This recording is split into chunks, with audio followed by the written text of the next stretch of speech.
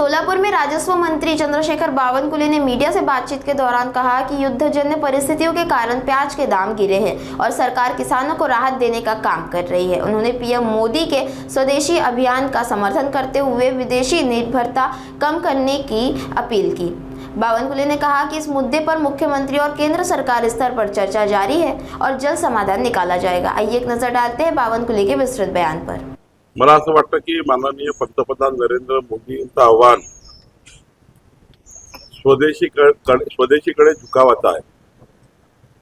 Petrol diesel विदेशातनं आयात करावं लागतं, गॅस विदेशातनं आयात करावी लागतं, सोनं सुद्धा कधी कधी विदेशातनं येतं आणि त्यामुळे देशातला पैसा हा विदेशात जाऊ नये आणि जी काही युद्धजनक परिस्थितीमध्ये संपूर्ण जगभरात महागाई वाढलेली आहे त्या महागाईचा फटका या देशाला होऊ नये म्हणून या ठिकाणी मला असं वाटतं हे आव्हान आहे।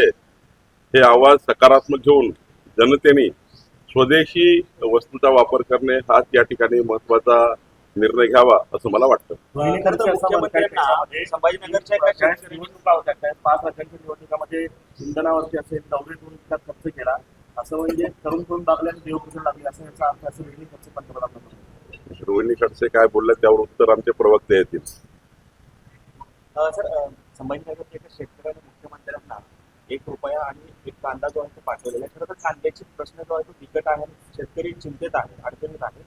मी तेच सांगितलं की युद्धजन्य परिस्थितीमुळे जो कांदा बांगलादेश किंवा इतर देशात जायचा त्यावर मोठ्या प्रमाणावर आता बंधनं आलेत आणि त्यामुळं आपल्या देशातला कांदा हा थोडा त्या ठिकाणी घरी पडलेला आहे, त्यामुळं अत्यंत वाईट परिस्थिती आहे।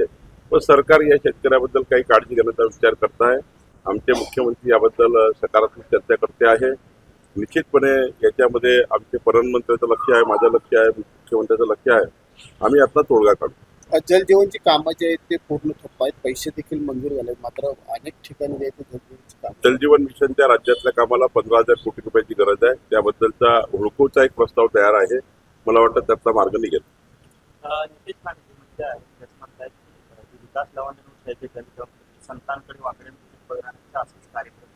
त्यामध्ये कालही मी सांगितलं आपल्याला की पोलीस योग्य पद्धतीने सर्व बाबीचा तपास करत आहे आणि याचा जे काही तुम्हाला दिसेल की योग्य तपास झालेला, योग्य कारवाई झाली।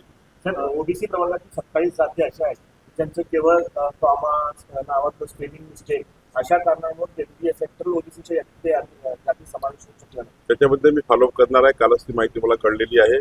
कॉमा स्वल्पविराम वेलांटीमुळे 27 जातींचा त्या ठिकाणी ओबीसी मध्ये अडचणी निर्माण झाल्या। राज्यामध्ये 18 प्रगत जाती 12 मुद्देदार समाज याला मजबूत करणे राज्य सरकारची जबाबदारी आहे।